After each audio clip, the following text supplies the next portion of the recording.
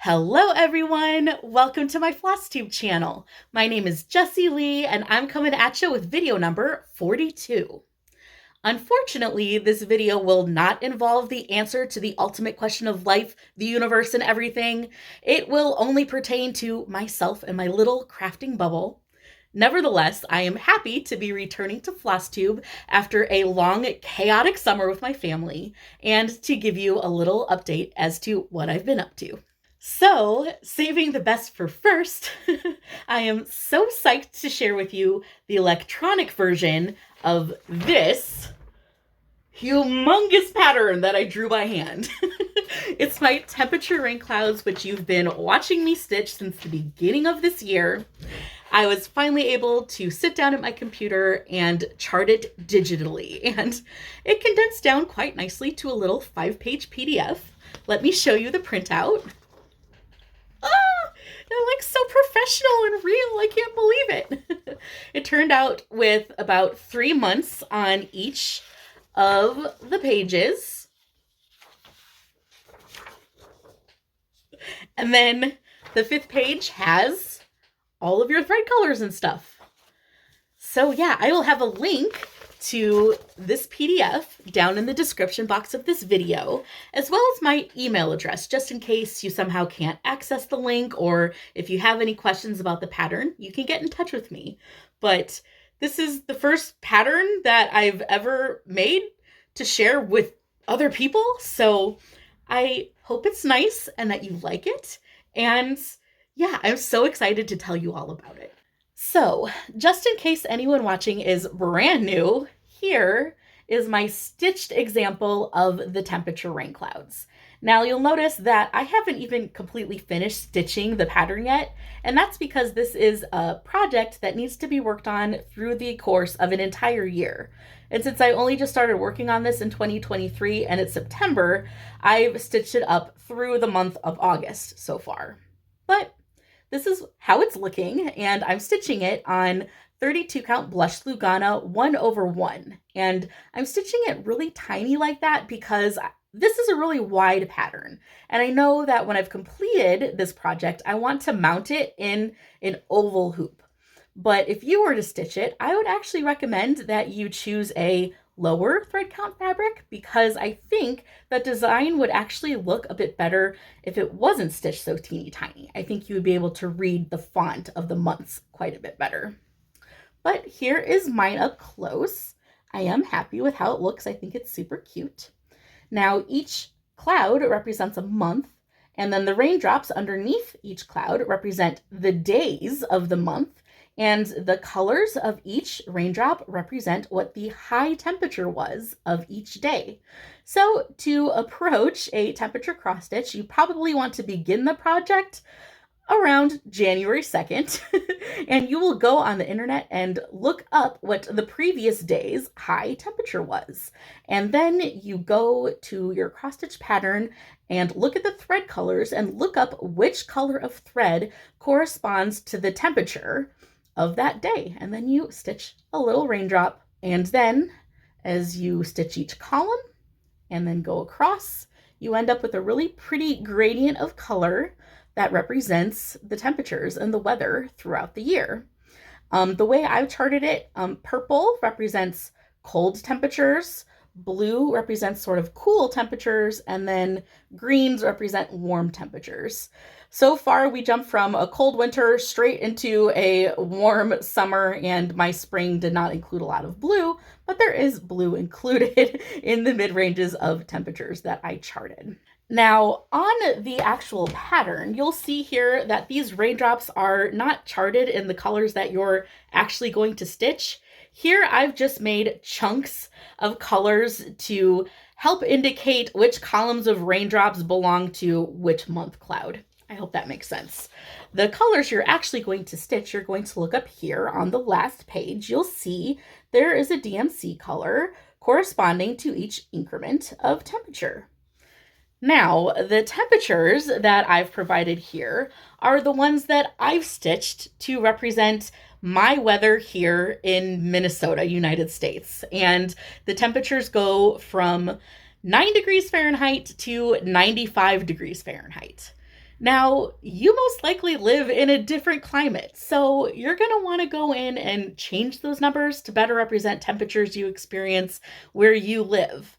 And I know that that takes a bit of thought and fuss on your part, but it's a free pattern. Also, I have a little disclaimer to make about the colors of DMC that I have listed for you in the pattern.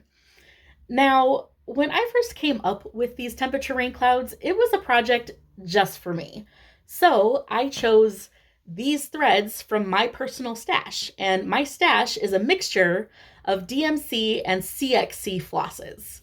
So when I started charting up the rain clouds for all of you, I realized that all of you aren't going to have CXC floss. So I went to the fabric store to look at all of the DMC flosses and come up with a color scheme as close to this as I possibly could.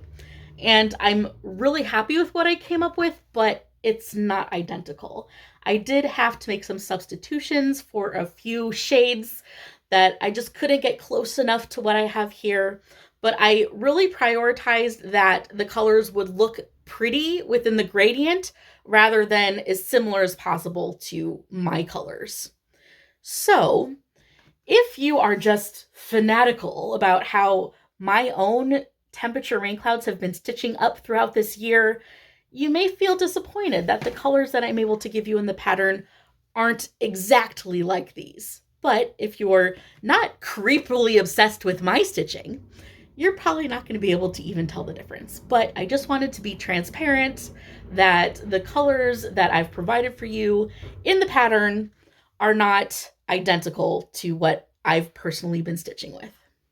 And then I've got just one last little note about the font of the months that I've charted here. You can see little specks in like the A or the E or the B that represent like the openings or the loops of those letters. And I intend for those little specks to be stitched as French knots. Now, unfortunately, the program I used to chart this would not let me put in a little dot to represent a French knot. I was forced to chart a tiny horizontal dash instead, but just know that I intend for those to be French knots. But of course, if you would just prefer to stitch a tiny little dash instead, because that's easier for you, that's perfectly fine. I just wanted to point out one more little discrepancy between what I've charted and what I've actually stitched on my own temperature rain clouds. So yeah, that's everything about my temperature rain clouds pattern. It's the very first pattern that I've ever made to share with other people, and I'm kind of nervous, but mostly really excited. And if even just one of you decides to ever stitch it, I will be so touched. So I'm putting the link to the PDF in the description box of this video, along with my email address in case you have any questions, and I hope you enjoy. Speaking of new patterns, I have a little anecdote that I want to share about a funny incident that happened with a Halloween pattern that Durene Jones recently released. I follow Durene Jones's Facebook page, and she posted on there that she was releasing this Halloween pattern on her Etsy. Unfortunately, she had misspelled the word phantoms, so everybody in the comments was kindly pointing out the mistake and also joking about pantoms and posting little pictures of ghosts wearing pants and even saying they now felt really inspired to stitch little pants wearing ghosts. The whole conversation about the spelling error was just really cute and funny and nice, and Durene Jones corrected the mistake in record time. I think she turned that pattern around with the correct spelling in like 20 minutes, which really impressed me. She's just such a great designer. But I was just so impressed by how everybody in our stitching community is just so nice. Nobody was snotty to Durene about her having misspelled phantoms. Everybody in the comments was just being nice and joking around, and also just being creative, coming up with ideas of how to stitch ghosts wearing pants. I just really like us. We stitchy people are pretty great. We're really funny and we're really nice. Well, let me get you all caught up with where I'm at with my stitching. Unfortunately, I hardly got any stitching done over the summer because I was really busy. Tim's work schedule at his new job has been a bit challenging to adjust to, and also I've been in a huge creative slump. I have just not been in the mood to stitch or craft much of anything. But anyway, I'll go ahead and show you the little bit that I did accomplish since I last talked to you in a Flosstube video. I'll start with my vintage rainbow pattern. This is from July 1994 for the love of Cross Stitch magazine. Here it is. This design really does look like it's from 1994, but I love that about it because it really reminds me of something that my grandma would have stitched. And here is how far I've gotten on it. I got all of the crosses done, but I haven't started on the backstitch yet. And I'm disappointed in myself because I wanted to have this completely finished by the end of the summer so I could hang it up on my wall, but it just didn't go that way. I stitched this 2/2 on 28 count white opalescent Lugana. The texture of this fabric has not been very fun to stitch on, but it has been fun to stitch with all of these bright colors. I really enjoyed the threads in this piece, and I think it's really pretty and cute. And it's stitched up pretty quickly, in part because I was way less of a perfectionist on this piece than I have been in my stitching in the past. I deviated from the pattern quite a few times in these flowers by mistake, and I just fudged it and kept going instead of doing a lot of frogging. So that helped me get as far as I have on this piece. I debated stitching the backstitch in the fall and cranking this one out so I can get it framed and put on the wall, but this piece is just so springy and summery to me that I really think I'm gonna put it away until 2024 and give this one more season of work and then get it done. And that bugs me a little because I've just had this whip in my stash for so long, but I am just done working on it for now. It's just way too summery and I'm ready to work on cold weather things. So I think it's really adorable so far though. And yeah, this is my little rainbow piece. Oh, and I forgot to say, I stitched the lyrics to the Spanish folk song De Colores instead of the little poem that was on the pattern. So yeah, this is my little rainbow and butterflies. I have put a pitiful number of stitches into this next whip, but I have a good excuse. It is Dear House by Carriage House Samplings. This is the design. It says, "Dear House, you are really very small. Just big enough for love, that's all." And the shape of this house kind of looks like the shape of my own house. My own house is on the small side. My family and I lovingly call it the milk carton because it's sort of shaped like a little pint of milk. And here is my whip. I am stitching this 2/2 on 32 count mystery linen from my stash with my own color choices of DMC floss. And right now I am in the midst of stitching all the background color of this big block of a house. And the last time I showed it to you, I had stitched about half of this sliver that I've done here. So I've only managed to stitch, just a few rows. And here's the reason why. The last time I talked to you about this piece, I was saying that I had regained motivation to do the monotonous part of the stitching because I had just purchased a new chair for my living room that would make a great stitchy chair. And I even had bought an end table to go with it that had a perfect little drawer to slide my whip in and keep all the supplies. So I felt that I could safely stitch downstairs in the midst of my family chaos now that I had my very own stitching chair and table. Well, that worked out fine in the beginning, and I did make this little chunk of progress that I've shown you all at once over the course of about a week. But then my elderly kitty, Calypso, decided that the new chair belonged to her. That is where she snoozes a majority of the time, all day during the day when I would like to stitch. my sweet elderly kitty. She's 17 years old. She's skin and bones. Really towards the end, she just loves that chair. She's always so comfy, and I just can't bear to disturb her, so I can sit and stitch on this. So that's why this has kind of fallen by the wayside. It is just languishing in the drawer of the end table next to Calypso's new chair. Bringing out Dear House reminds me of a question that I've been meaning to ask all of you, and that is, who are your favorite project bag creators? I don't own any project bags because I have my own organizational system that just doesn't utilize them, but I think it would be really nice to put my Dear House project in a project bag because I keep it downstairs, and it'd be nice to have it down there in a beautiful bag instead of just a plain plastic gallon baggie. So I just haven't ever really looked into project bags on Etsy. So let me know who your favorite project bag sellers are, and I will go through the list and find a beautiful project bag to own myself. Moving along with my whips, I also put a pitiful number of stitches into Quaker Peace by Remembering Bygone Stitches.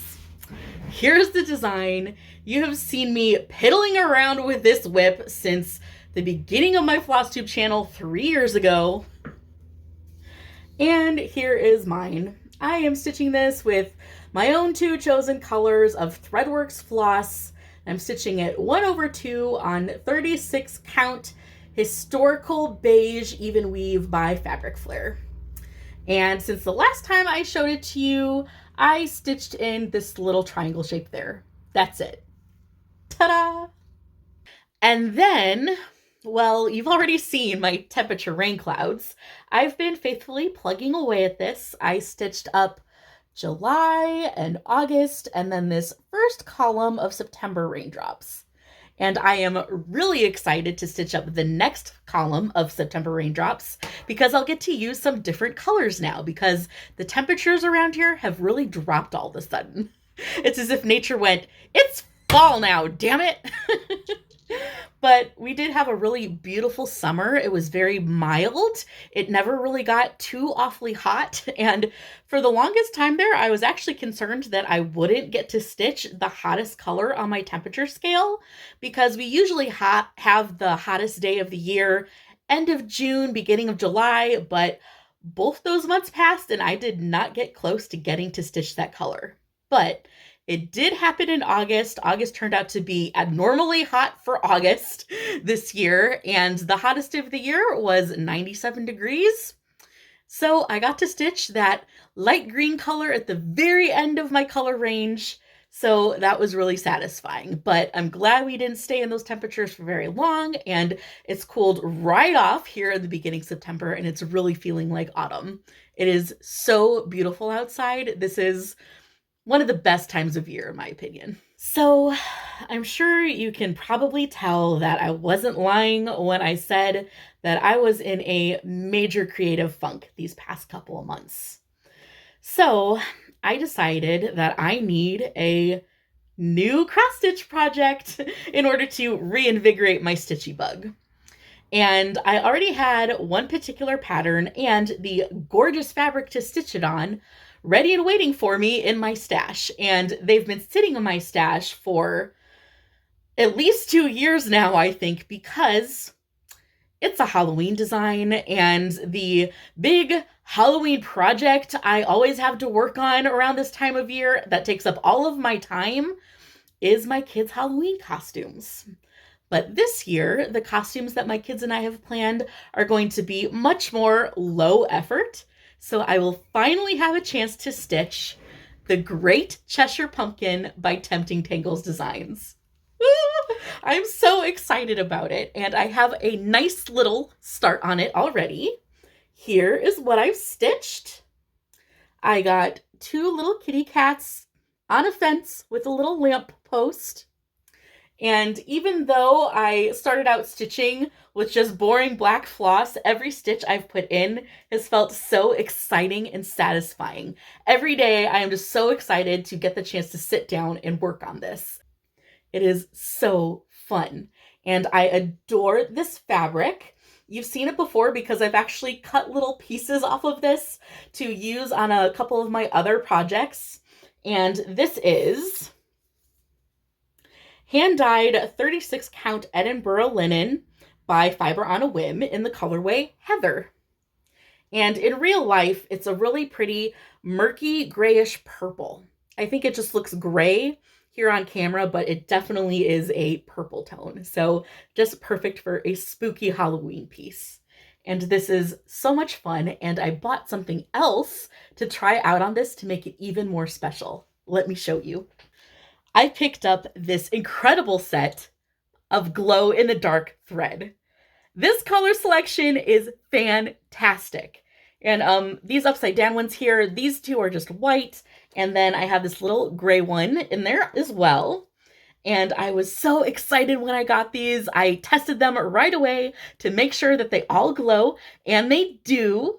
One or two of them are a little more dim, like the orange and the red, but they're still totally fun and workable. These are machine embroidery threads, so they're very fine, and I'm going to have to double or triple them up to cross stitch with, or I might end up blending them with my DMC. I'm gonna have to experiment, but I really needed all of these colors to play with.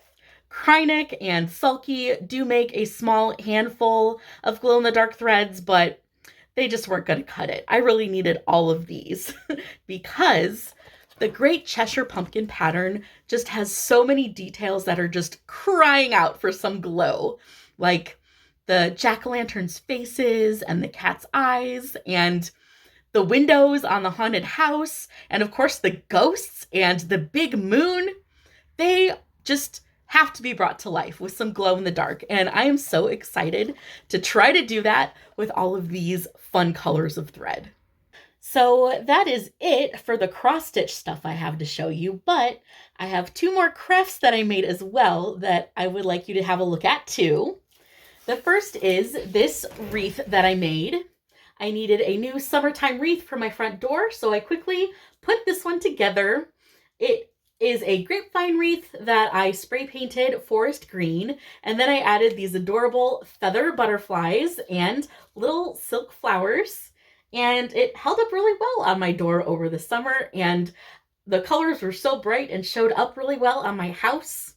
And this one was actually fun to make. I have made several wreaths in the past because I've wanted to decorate with them, and I often say that I like having wreaths but hate making them because they can be pretty tedious and boring. But this one was actually an enjoyable one to put together, and I really loved having it on my door, and these butterflies are just so rainbowy and cute.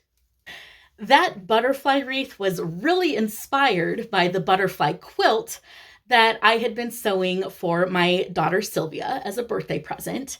In my last Flosstube video, I showed you that I had the quilt top all pieced together, and I did manage to actually complete the quilt. And I have it sitting in my lap right here, and I will try to sort of show you as much of it as I can.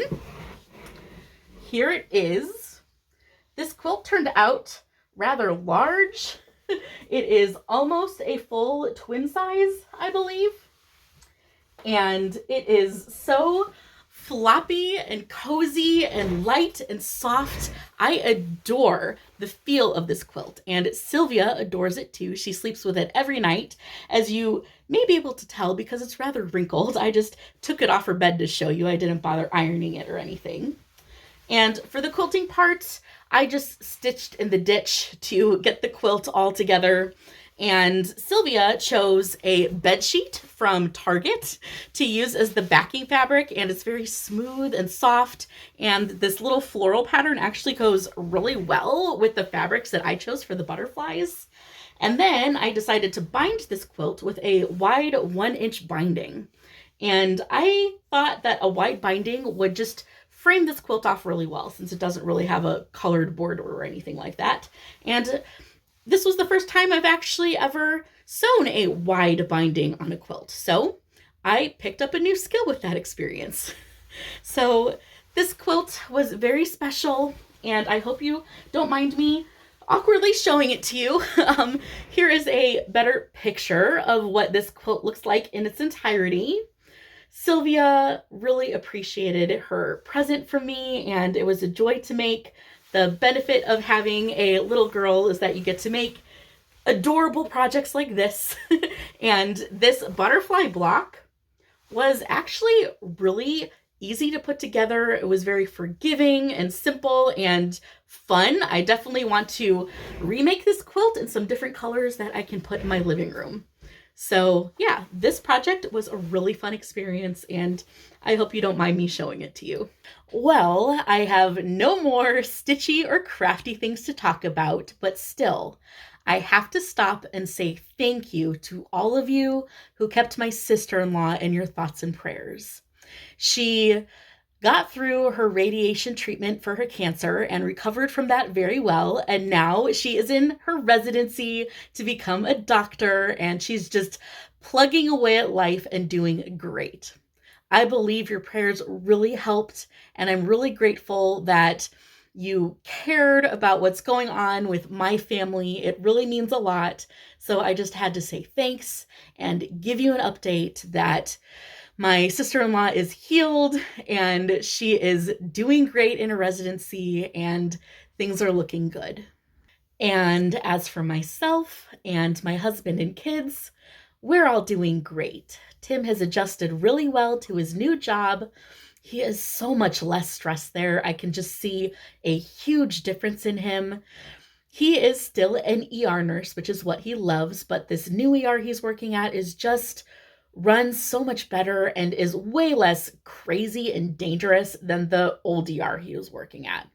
Although he does miss his old coworkers terribly, which is too bad. But I know that he is starting to make friends with his new coworkers. And this new job came with a pay raise and better benefits.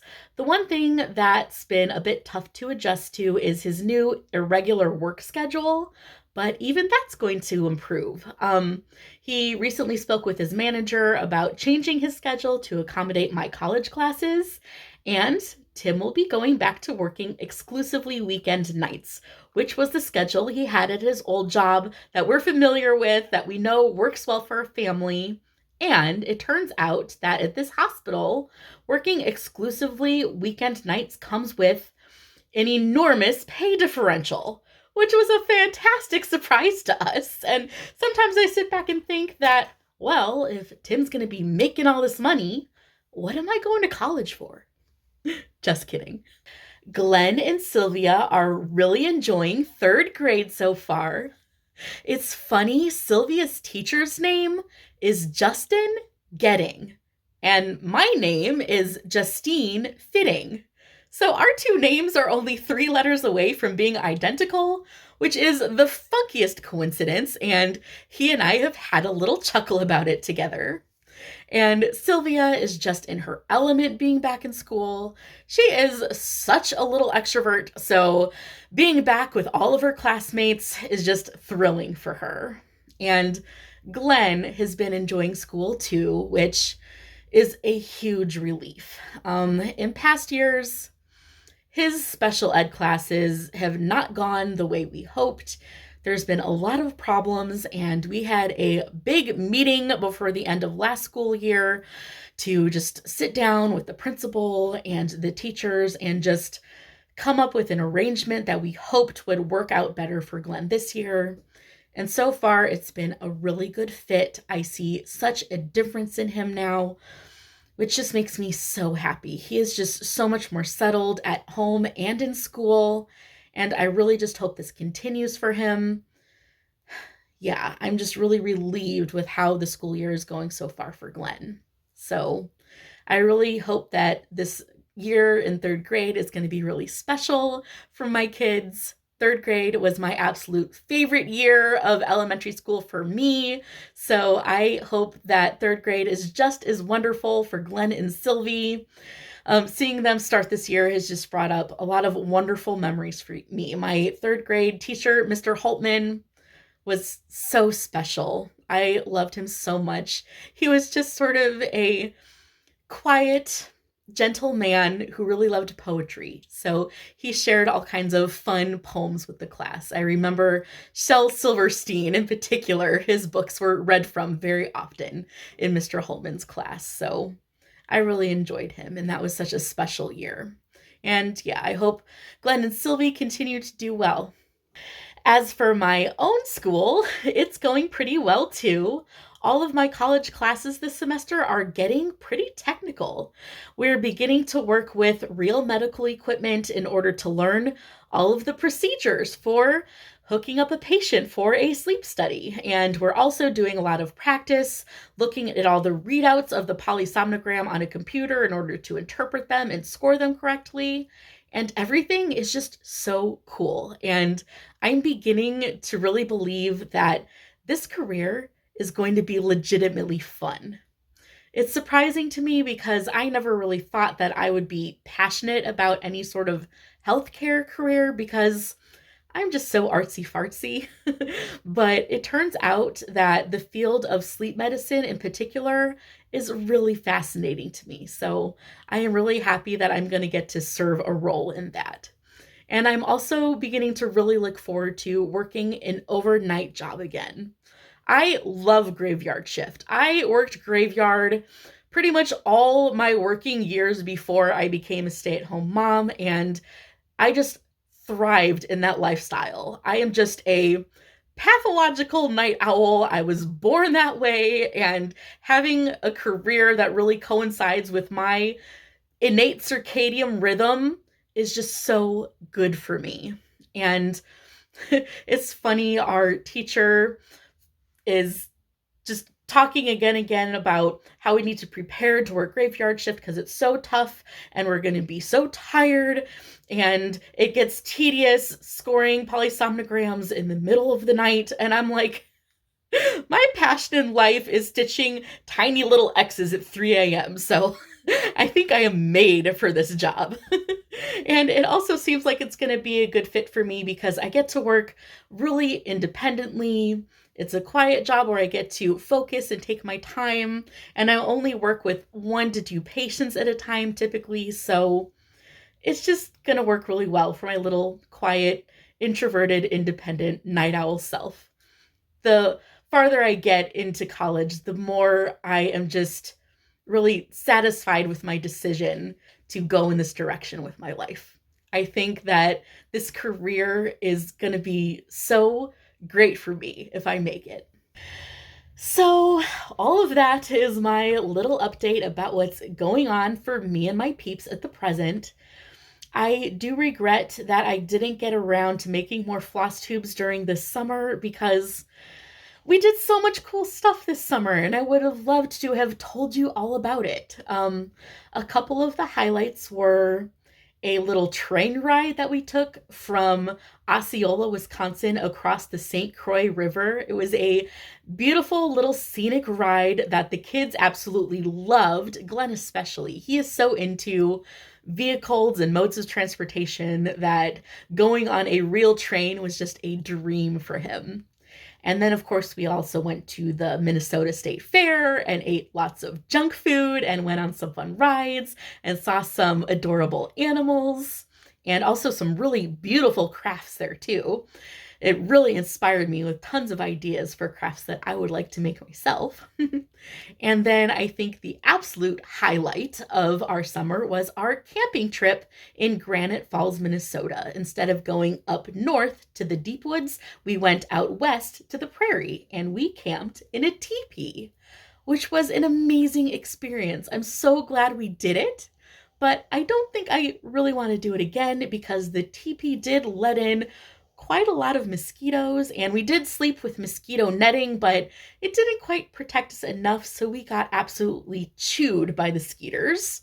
And, if the teepee lets in mosquitoes, it also lets in some water too. And we did have a pretty nasty thunderstorm one of the nights we were there, and the inside of our teepee got pretty wet, which was a bummer, although I am grateful that we did stay in that teepee because it was nice and sturdy. If we had been camping through that thunderstorm in our regular tents, we would have had to bail. That would have been dangerous. But the teepee protected us well from the wind, not so much from the rain. But staying in the teepee was a neat experience, and our campsite was really beautiful. The prairie land just reminded me a lot of Nebraska. And a surprise at our campsite was how many little froggies there were absolutely everywhere. Not toads. I'm used to seeing toads hanging out all over the land, but these were legit little slimy leopard frogs that were all over the place. Most of them were babies, but there were a few full-grown big ones in there too, and everywhere you would walk, you would see little boing boing frogs hopping away from you. It was pretty neat. I think frogs are adorable. I was not disturbed to see them absolutely covering the campground. I just thought it was neat. And the kids, of course, thought they were cute and had a lot of fun chasing the frogs, trying to catch them. And that's what's cool about camping. You are out in nature and you get to experience wildlife and critters. So, yeah, that is just some tidbits from my summer. Like I said, this summer was absolutely glorious. The weather was just perfect. It wasn't too hot most of the summer, so we spent as much time as we could outside. A lot of the time we just swam in the lakes that are nearby here in our neighborhood and took lots of nature walks.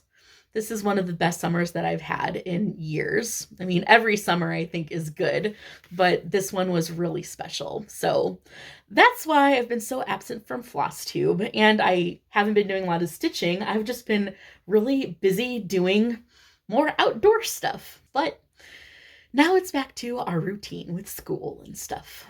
So I hope that I will be able to get back in a groove with Flosstube now. I'm not quite so busy every single day with classwork, so hopefully I will be able to get back into stitching as well. I am really just so psyched about stitching the Great Cheshire Pumpkin, so I will be showing that off to you. And I'm just happy to be speaking with all of you again. My stitching community is my favorite group of friends. I just love all of us. We're all so nice and creative and fun. So for now, that's all I have to talk about. And before I go, of course, I have to share with you the motto of my grandma, who inspired me both in stitching and in life. God loves you, and I love you. Happy stitching! Bye-bye!